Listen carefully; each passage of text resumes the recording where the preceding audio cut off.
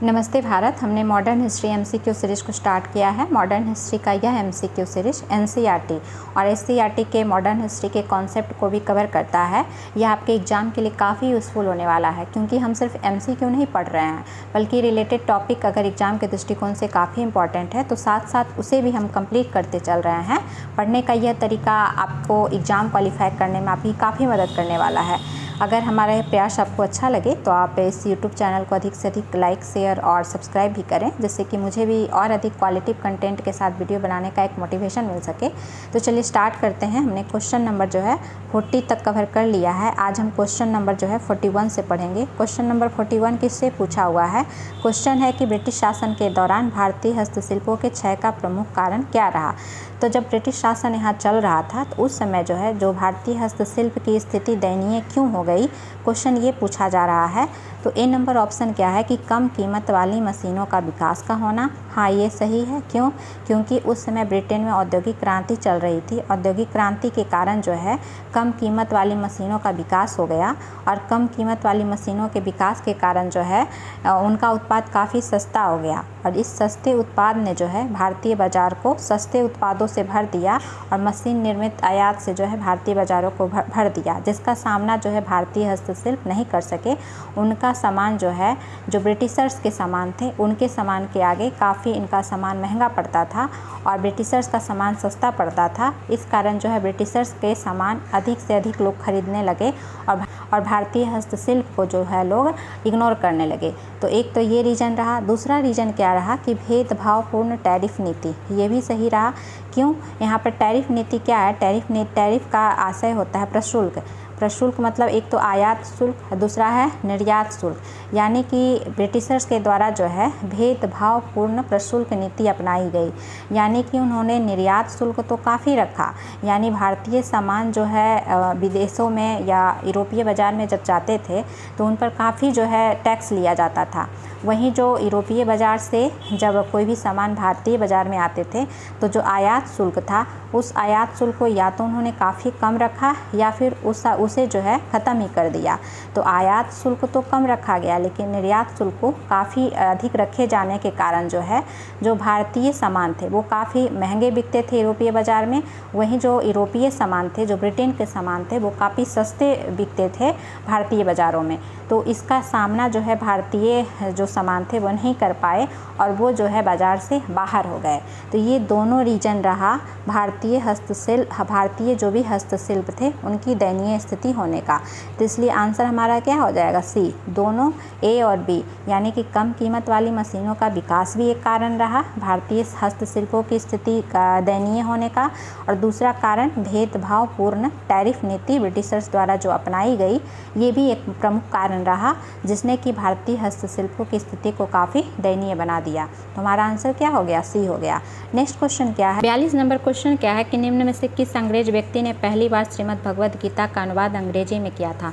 तो श्रीमद् भगवद गीता का अनुवाद जो है अंग्रेजी में करने का काम चार्ल्स विल्किंस के द्वारा किया गया है। बी नंबर ऑप्शन हो जाएगा। श्रीमद् भगवद गीता जो मूल संस्कृत में है, तो संस्कृत से अंग्रेजी में अनुवाद करने का काम जो है चार्ल्स विल्किंस के द्वारा किया गया था। वहीं जो ए नंबर ऑप्शन है विलियम जोन्स के द्वारा भी जो एक किताब का अंग्रेजी अनुवाद किया गया है, उसका नाम है अभिज्ञान शकुंतलम। क्या नाम है? अभिज्ञान शकुंतलम, जो कि कालिदास द्वारा लिखा गया है। तो अभिज्ञान शकुंतलम का अंग्रेजी अनुवाद किसके द्वारा किया गया है? विलियम जोन्स के द्वारा किया गया है। वहीं विलियम जोन्स, चार्ल्स विल्किंस, ये सब जो है माने जाते हैं प्राच्यवादी माने जाते हैं। क्या माने जाते हैं? प्राच्यवादी। प्राच्यवादी का आशय क्या है कि जो प्राचीन भारतीय संस्कृति और साहित्य है उसके अध्ययन को जो बढ़ावा देने के जो समर्थक थे उनको प्राच्यवादी कहा गया। तो ये प्राच्यवादी की श्रेणी में आते हैं, चाहे विलियम जोन्स हो चाहे चार्ल्स विल्किंस हो। ये जो है वारेन हेस्टिंग जो कि गवर्नर जनरल था 1774 से लेकर के 1785 तक, तो ये भी एक प्राच्यवादी माना जाता है। वारेन हेस्टिंग के समय काफ़ी कुछ ऐसा काम किया गया जिससे कि हम कह सकते हैं कि वारेन हेस्टिंग के समय जो है प्राचीन भारतीय साहित्य संस्कृति को बढ़ावा देने का काम किया गया।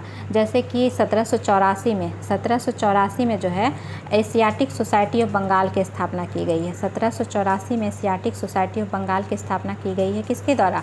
विलियम जोन्स के द्वारा स्थापित की गई है। और जब विलियम जोन्स के द्वारा 1784 में एशियाटिक सोसाइटी ऑफ बंगाल की स्थापना की गई तो उसके संस्थापक सदस्यों में से एक जो है ये चार्ल्स विल्किंस भी आते हैं।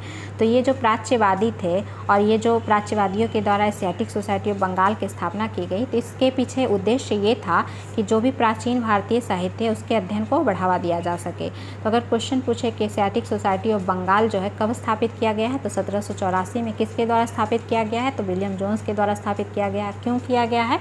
तो प्राचीन भारतीय साहित्य के अध्ययन को बढ़ावा देने के लिए। और साथ ही साथ जो है एक पॉइंट और याद रखेंगे, चूँकि वारेन हेस्टिंग्स ने काफ़ी जो है काम किया था प्राचीन भारतीय साहित्य को बढ़ावा देने के लिए, तो इसके समय कुछ एक दो जो काम किए गए हैं उसको आप याद रखेंगे। तो 1781 में जो है कलकत्ता में एक मदरसा खोला गया है। कहाँ खोला गया है मदरसा? तो कलकत्ता में एक मदरसा खोला गया है। किस लिए? तो जो भी फारसी, इस्लामिक कानून, जो अरबी है, इन सब भाषा के अध्ययन को बढ़ावा देने के लिए जो है कलकत्ता में एक मदरसा खोला गया है। और ये सब काम किसके समय किया जा रहा है? तो यही वारेन हेस्टिंग्स जब गवर्नर जनरल है उसके समय किया जा रहा है। वारेन हेस्टिंग्स का हमने पढ़ा गवर्नर जनरल का कार्यकाल कब से कब तक है, तो 1774 से लेकर के 1785 तक जो है वारेन हेस्टिंग्स के गवर्नर जनरल का कार्यकाल है। वहीं एक पॉइंट और याद रखेंगे, 1784 में जो है बनारस संस्कृत कॉलेज की स्थापना की जाती है। जोनाथन डंकन के प्रयासों से जो है बनारस में संस्कृत कॉलेज की स्थापना की जाती है। और यही जो है बाद में जाकर के 1791 में जो है बनारस में ही 1791 में बनारस हिंदू कॉलेज की स्थापना की जाती है कार्नवालिस। जब गवर्नर जनरल कार्नवालिस होता है तो उसके समय जो है बनारस हिंदू कॉलेज की स्थापना की जाती है 1791 में। तो इतना कुछ जो है आप याद रखेंगे। अगला क्वेश्चन पर हम आते हैं। क्वेश्चन क्या है कि फ्रंटियर गांधी किसे कहा गया था? फ्रंटियर गांधी अर्थात सीमांत गांधी। फ्रंटियर कहाँ से क्या है? सीमांत। तो सीमांत गांधी किसे कहा जाता है? तो ये जो है खान अब्दुल गफ्फार खान को सीमांत गांधी कहा जाता है। और खान अब्दुल गफ्फार खान का और एक दो नाम है, आप इन्हें सीमांत गांधी कहें, सरहदी गांधी कहें या फिर बादशाह खान कहें, ये सारा नाम जो है खान अब्दुल गफ्फार खान का है। इनको सीमांत गांधी क्यों कहा गया? क्योंकि गांधी जी के जो अहिंसक जो नीति थी, उन अहिंसक नीतियों के ये काफ़ी समर्थक थे। और उसी नीति के तहत जो है इन्होंने अपने क्षेत्र में, जो बलूचिस्तान वाला जो क्षेत्र है, पेशावर वाला क्षेत्र है, वहाँ पर इन्होंने जो है अहिंसक गतिविधियों के माध्यम से जो है आंदोलन को, जब भारतीय राष्ट्रीय आंदोलन का समय था उस समय जो है राष्ट्रीय आंदोलन को जारी रखने का काम किया था। तो इस कारण इन्हें जो है सीमांत गांधी कहा जाता है। साथ ही इनके द्वारा जो है खान अब्दुल गफ्फार खान के द्वारा जो है 1930 में जो है खुदाई खिदमतगार या फिर जिसे लाल कुर्ती संगठन कहते हैं उसकी स्थापना जो है की जाती है। और ये खुदाई खिदमतगार या लाल कुर्ती संगठन जो है जब सविनय अवज्ञा होता है 1930 में, जो सविनय अवज्ञा जो हो रहा होता है उस समय जो है इस संगठन के द्वारा काफ़ी सक्रिय भूमिका निभाई जाती है। तो ये भी पूछा जाता है कि सविनय अवज्ञा के समय जो है जो पेशावर वाला क्षेत्र है, जो बलूचिस्तान वाला क्षेत्र है, वहाँ पर किस आंदोलन में ने महत्वपूर्ण भूमिका निभाई थी? तो लाल कुर्ती आंदोलन या फिर खुदाई खिदमतगार ने ये महत्वपूर्ण भूमिका निभाई थी। और ये किसके नेतृत्व में ये चलाया गया था, खुदाई खिदमतगार या लाल कुर्ती संगठन? तो यही खान अब्दुल गफ्फार खान के नेतृत्व में जो है ये चलाया गया था। नेक्स्ट क्वेश्चन क्या है कि 1906 के कांग्रेस के वार्षिक अधिवेशन की अध्यक्षता किसने की थी? तो 1906 का जो कांग्रेस का जो वार्षिक अधिवेशन हुआ था उस समय कांग्रेस की अध्यक्षता जो है दादा भाई नौरोजी के द्वारा की गई थी। किसके द्वारा की गई है? दादा भाई नौरोजी के द्वारा। दादा भाई नौरोजी क्या थे? एक उदारवादी नेता थे। जैसे कि कांग्रेस जो दो गुटों में बटी हुई थी, उदारवादी और उग्रवादी। उदारवादी नेता कौन कहलाते थे? तो शुरुआती चरण में जिन नेताओं के द्वारा जो है संवैधानिक तरीके से, यानी कि प्रार्थना या फिर प्रतिवेदन के माध्यम से, यानी प्रेयर और पिटीशन के माध्यम से स्वतंत्रता की वो मांग रखते थे, तो उन्हें उदारवादी नेता कहा गया। तो ये उदारवादी नेता में से दादा भाई नौरोजी आते हैं। और दादा भाई नौरोजी से एक क्वेश्चन पूछता है कि धन के निष्कासन का सिद्धांत या धन के बहिर्गमन का सिद्धांत जो है किसके द्वारा दिया गया है? तो धन के बहिर्गमन का सिद्धांत जो है दादा भाई नौरोजी के द्वारा दिया गया है। और धन का निष्कासन या धन का बहिर्गमन का सिद्धांत क्या था? तो जो ब्रिटिशर्स के द्वारा जो है काफ़ी कुछ यहाँ पर आर्थिक निकासी की जा रही थी, बहुत कुछ जो है आर्थिक शोषण जो किया जा रहा था, तो उसी शोषण को उजागर करने का काम जो है दादा भाई नौरोजी के द्वारा किया गया था। तो धन के बहिर्गमन का सिद्धांत किनके द्वारा दिया गया है? तो दादा भाई नौरोजी के द्वारा दिया गया है। साथ ही आप ये भी याद रखेंगे कि दादा भाई नौरोजी द्वारा एक पुस्तक लिखी गई, उस पुस्तक का नाम था poverty un British rule in India. तो poverty un British rule in India किनके द्वारा लिखी गई है? दादा भाई नौरोजी के द्वारा लिखी गई है। एक क्वेश्चन पूछता है कि भारत में प्रति व्यक्ति आय यानी कि पर कैपिटा इनकम को पहली बार बताने का काम यानी पहली बार कैलकुलेट करने का काम किसने किया था? तो दादा भाई नौरोजी के द्वारा जो है पहली बार ये बताया गया कि भारत के लोगों की प्रति व्यक्ति आय क्या है। कभी कभी प्रति व्यक्ति आय के जगह पर राष्ट्रीय आय भी दे दिया जाता है कि पहली बार राष्ट्रीय आय का आकलन या राष्ट्रीय आय का अनुमान किसके द्वारा किया गया था? तो यही दादा भाई नौरोजी के द्वारा जो है पहली बार भारत में के लोगों के राष्ट्रीय आय या फिर नेशनल इनकम के बताने का काम जो है इनके द्वारा किया गया था।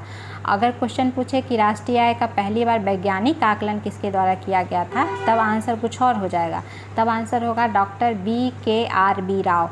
तो BKRB राव क्या होगा आंसर? BKRB राव। तो क्वेश्चन आप ध्यान से पढ़ेंगे कि क्या अगर वैज्ञानिक शब्द लगा हुआ रहेगा कि राष्ट्रीय आय का वैज्ञानिक आकलन किसके द्वारा किया गया है, तब BKRB राव हो जाएगा। वहीं राष्ट्रीय आय का पहली बार आकलन सिर्फ पहला रहेगा तो पहली बार आकलन करने का काम जो है किसके द्वारा किया गया था? तो दादा भाई नौरोजी के द्वारा किया गया था। तो अंतर को आप क्वेश्चन को आप ध्यान से पढ़ेंगे। वहीं दादा भाई नौरोजी के द्वारा जो है कांग्रेस के अधिवेशन की अध्यक्षता जो है कब कब की गई है? तो 1906 में तो की गई है, इसके पहले भी की गई है। तो इसके पहले जो है एक बार 1886 में जब कलकत्ता का अधिवेशन हो रहा था कांग्रेस का, तब जो है दादा भाई नौरोजी के द्वारा इस अधिवेशन की अध्यक्षता की गई है। दूसरी बार जो है कब की गई है? 1893 में जब लाहौर में कांग्रेस का अधिवेशन हो रहा था तब अध्यक्षता की गई है। वहीं तीसरी बार जो है यही 1906 में कहाँ सेशन हो रहा है? तो 1906 में जो है सेशन कलकत्ता में ही हो रहा है। तो 1906 के कलकत्ता सेशन में भी जो है दादा भाई नौरोजी द्वारा इस सेशन की अध्यक्षता की जाती है। और इसी सेशन में दादा भाई नौरोजी ने पहली बार जो है स्वराज शब्द का उल्लेख किया था। तो क्वेश्चन ये भी पूछता है कि किस सेशन में सबसे पहली बार जो है दादा भाई नौरोजी द्वारा स्वराज शब्द का उल्लेख किया गया था? तो इसी कांग्रेस सेशन में। वहीं जो है इसी 1906 के कलकत्ता सेशन में जो है 4 प्रस्ताव पारित किए गए थे: स्वदेशी, स्वशासन, राष्ट्रीय शिक्षा और बहिष्कार। तो 4 प्रस्ताव जो है इसी कलकत्ता सेशन में जो है पारित किए गए थे। अगला क्वेश्चन है कि अवध के ब्रिटिश भारत साम्राज्य में मिलन के समय अवध के नवाब कौन थे? तो जब अवध को मिलाया गया ब्रिटिश साम्राज्य में तो उस समय अवध का नवाब कौन था? तो बाजिद अली शाह था। कौन था? बाजिद अली शाह था। और कब अवध को ब्रिटिश साम्राज्य में मिलाया गया है? तो 1856 में मिलाया गया है। और किस नीति के तहत मिलाया गया है? तो व्यपगत का सिद्धांत, व्यपगत की नीति, या फिर इसको कहते हैं डॉक्ट्रिन ऑफ लैप्स। तो डॉक्ट्रिन ऑफ लैप्स कहिए या व्यपगत का सिद्धांत कहिए, तो व्यपगत के सिद्धांत के तहत जो है अवध को ब्रिटिश साम्राज्य में मिला लिया गया था 1856 में। क्यों मिलाया गया था? तो इस पर जो है कुशासन का आरोप लगाया गया था। तो क्वेश्चन ये भी पूछता है कि अवध को जो 1856 में ब्रिटिश साम्राज्य में मिलाया गया तो क्यों मिलाया गया? तो इस पर जो है कुशासन का आरोप लगा करके डलहौजी के द्वारा, किसके समय गवर्नर जनरल उस समय कौन था? तो गवर्नर जनरल जो है उस समय डलहौजी था। और डलहौजी का कार्यकाल कब से कब तक है? तो 1848 से लेकर के 1856 तक जो है डलहौजी के गवर्नर जनरल या वाइसराय होने का कार्यकाल है। तो इसी 1856 में जो है अवध को ब्रिटिश साम्राज्य में मिला लिया गया, उस पर जो है कुशासन का आरोप लगाकर। उस समय अवध का नवाब कौन था? बाजिद अली शाह था। और ये व्यपगत के सिद्धांत के तहत जो है ये भी क्वेश्चन पूछता है सबसे पहले किसको मिलाया गया था? जो डॉक्ट्रिन ऑफ लैप्स है, तो डॉक्ट्रिन ऑफ लैप्स के तहत सबसे पहले किसको मिलाया गया? सतारा को मिलाया गया। और सतारा को कब मिलाया गया है? तो 1848 में। कब मिलाया गया है? 1848 में सतारा को मिलाया गया है, इसी व्यपगत के सिद्धांत के तहत, डॉक्ट्रिन ऑफ लैप्स के सिद्धांत के तहत। और किसको मिलाया गया है? तो जो और रियासत जिसको कि ब्रिटिश साम्राज्य में मिला लिया गया उसमें जयपुर और संभलपुर, जिसको 1849 में मिलाया गया, झांसी को 1855 में मिलाया गया, नागपुर को 1854 में मिलाया गया, वहीं जो है अवध को 1856 में मिलाया गया है। और व्यपगत का सिद्धांत, और जब बात अवध की आई है तो अवध की स्थापना जो है स्वतंत्र राज्य के रूप में स्थापना किसके द्वारा की गई थी? तो सादत खां के द्वारा, या फिर जिसका नाम कहीं कहीं बुरहान मुल्क आता है, तो इसके द्वारा जो है अवध के स्वतंत्र राज्य के रूप में जो है घोषणा की गई थी। मुगल साम्राज्य से जो है खुद को इसने स्वतंत्र करने का काम किया था। और कब स्थापना की गई थी अवध की? तो 1724 में की गई थी। कब की गई है? 1724 में जो है अवध के स्वतंत्र राज्य के रूप में स्थापना की गई है। और इस तरह जो है अवध के कुछ कुछ, जैसे कि नवाब रहे, सआदत खां के बाद सफदर जंग, उसके बाद शुजा-उद-दौला जिसके समय बक्सर का युद्ध होता है, फिर सआदत खां एक और जो आता है, और इसी सआदत खां के समय जो है एक सहायक संधि, जो बेलेजली की जो सहायक संधि थी 1801 में बेलेजली के द्वारा सहायक संधि भी अवध के द्वारा जो है अपनाई जाती है। तो क्वेश्चन ये भी पूछता है कि सहायक संधि के तहत जो है अवध को कब मिलाया गया ब्रिटिश साम्राज्य में, तो 1801 में मिलाया गया। और उस समय गवर्नर जनरल कौन था, तो बेलेजली था। उस समय गवर्नर जनरल कौन था, बेलेजली था। तो बेलेजली के समय सहायक संधि के तहत अवध को मिलाया गया था। तो क्वेश्चन को आप ध्यान से पढ़ेंगे कि क्वेश्चन क्या पूछ रहा है कि डॉक्ट्रिन ऑफ लैप्स के तहत अवध को कब मिलाया गया, तो तब 1856 हो जाएगा, तब 1856 हो जाएगा। वहीं जो है सहायक संधि के तहत कब मिलाया गया अवध को, तो 1801 में मिलाया गया है। तो इन दोनों में जो है अंतर है। नेक्स्ट क्वेश्चन क्या है कि असहयोग आंदोलन प्रारंभ होने का कारण क्या था। तो असहयोग आंदोलन प्रारंभ होने का कारण यहाँ आंसर जालियांवाला बाग हत्याकांड दे दिया गया है, लेकिन रॉलेट एक्ट भी हो सकता है। तो इसका आंसर आप जो है एक तरह से बी और सी दोनों को मानेंगे, क्योंकि जब असहयोग आंदोलन को प्रारंभ किया जा रहा था तो प्रारंभ होने के पीछे जो है बहुत सारी पृष्ठभूमि काम कर रही थी। उसमें एक तो प्रथम विश्व युद्ध, जो प्रथम विश्व युद्ध 1914 से लेकर के 18 तक जो होता है, तो उस प्रथम विश्व युद्ध समाप्त होने के बाद जो है कुछ ऐसी परिस्थितियाँ उत्पन्न होती है जिससे कि बहुत सारी आर्थिक कठिनाइयाँ देखने को मिलती है, जिसमें बढ़ती हुई महंगाई, मुद्रास्फीति, या फिर सूखा और महामारी, या फिर प्लेग की जो स्थिति होती है उससे हजारों लोग जो है मारे जाते हैं। तो एक तो महंगाई कारण हो गया प्रथम विश्व युद्ध के बाद। दूसरा कारण रॉलेट एक्ट को भी माना जाता है, पंजाब में मार्शल लॉ को लागू किया जाना, या फिर जालियांवाला बाग जैसी घटनाएं जो हुई उससे ब्रिटिशर्स का चेहरा लोगों के सामने आया। तो ये भी एक कारण रहा। एक कारण हम ये भी कर सकते हैं कि 1919 में जो मॉन्टेग्यू-चेम्सफोर्ड सुधार लागू किया गया, तो उस मॉन्टेग्यू-चेम्सफोर्ड सुधार के तहत जो है द्वैत शासन को लागू कर दिया गया। और द्वैत शासन को लागू जब कर दिया गया तो जो यहाँ भारतीय राष्ट्रवादियों की जो मांग थी, स्वशासन की मांग थी, उनकी मांग पर जो है पानी फिरता हुआ उनको दिखा। तो ये सब कुछ कारण रहे, ये सब कुछ पृष्ठभूमि रही जिसके कारण जो है असहयोग आंदोलन को प्रारंभ किया गया। हालांकि असहयोग आंदोलन की मांग के पीछे एनसीईआरटी में एक लाइन दिया हुआ है कि रॉलेट सत्याग्रह जो गांधी जी के द्वारा किया गया, रॉलेट सत्याग्रह क्यों किया गया था, तो जो रॉलेट एक्ट लाया गया था, बिना जांच के कारावास की अनुमति जो ब्रिटिशर्स के द्वारा दे दी जाती थी, तो उस रॉलेट एक्ट के विरोध में गांधी जी द्वारा रॉलेट सत्याग्रह चलाया गया। उस रॉलेट सत्याग्रह से ही गांधी जी एक सच्चे राष्ट्रीय नेता बन गए, वो जन नेता बन गए। तो इसकी सफलता से उत्साहित होकर गांधी जी ने अंग्रेजी शासन के खिलाफ जो है असहयोग अभियान की मांग कर दी। और असहयोग अभियान या असहयोग आंदोलन था क्या, तो विदेशी वस्तुओं, विदेशी संस्थाओं का बहिष्कार करना, स्वदेशी को अधिक से अधिक अपनाना।